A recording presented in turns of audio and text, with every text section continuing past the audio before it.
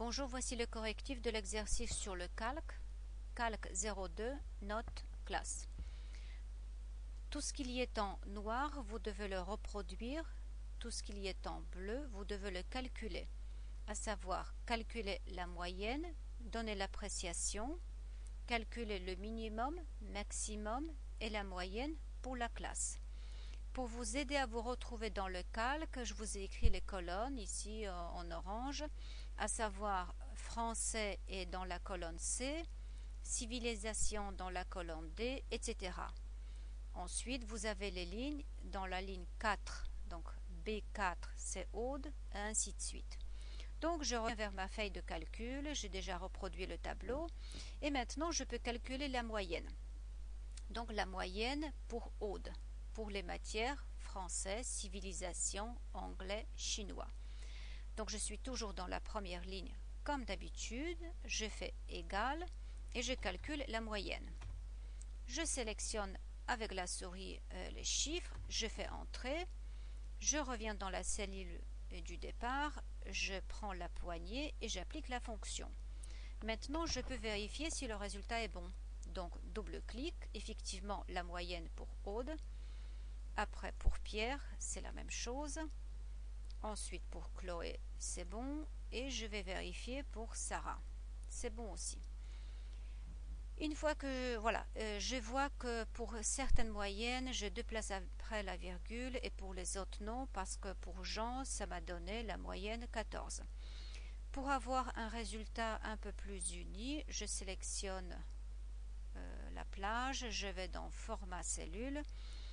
Dans l'onglet nombre, je sélectionne nombre, c'est sélectionné, option décimale, je sélectionne 2 places après la virgule. Maintenant, c'est un peu plus harmonieux.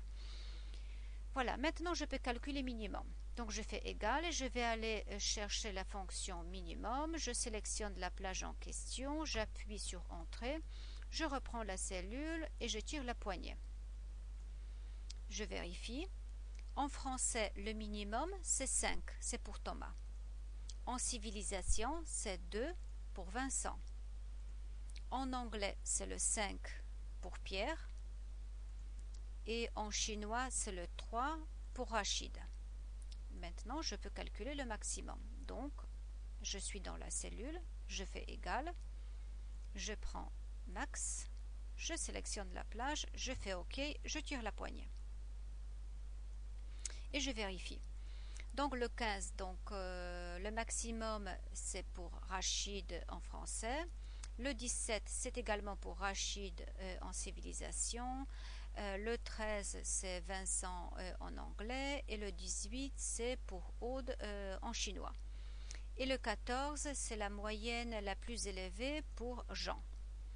Maintenant je peux calculer la moyenne pour toute la classe. Donc je fais égal, je reprends la moyenne, je sélectionne pour toute la classe pour la matière en question, à savoir pour le français, je fais OK, je tire la poignée et j'ai 11 de moyenne en français pour toute la classe.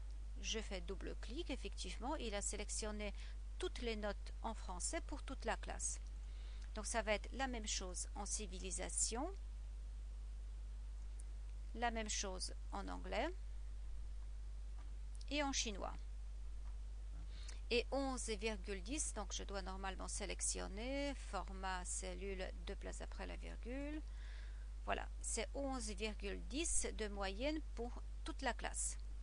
Maintenant, je peux donner l'appréciation, à savoir si la note est supérieure ou inférieure, je vais regarder dans mon PDF, je dois attribuer bon travail, sinon passable. Étant donné que je n'ai pas spécifié, vous pouvez vous-même fixer le seuil. Donc, je me place toujours dans la première ligne du départ. Je clique sur Fonction. Je sélectionne dans Catégorie logique. Ensuite, si, double-clic. Donc, si la moyenne est inférieure à 11, donc si c'est vrai, c'est passable. Sinon, bon travail. N'oublions pas que le texte doit être entre les guillemets. Dans le résultat, il me dit tout de suite que j'ai une erreur. Donc, je fais les guillemets ici et là. Ici, je rajoute aussi les guillemets.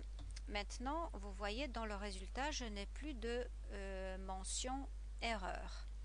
Je clique sur OK, je prends la poignée et j'applique la fonction. Donc, vous aviez calculé minimum, maximum. Si vous souhaitez, vous pouvez attribuer la couleur.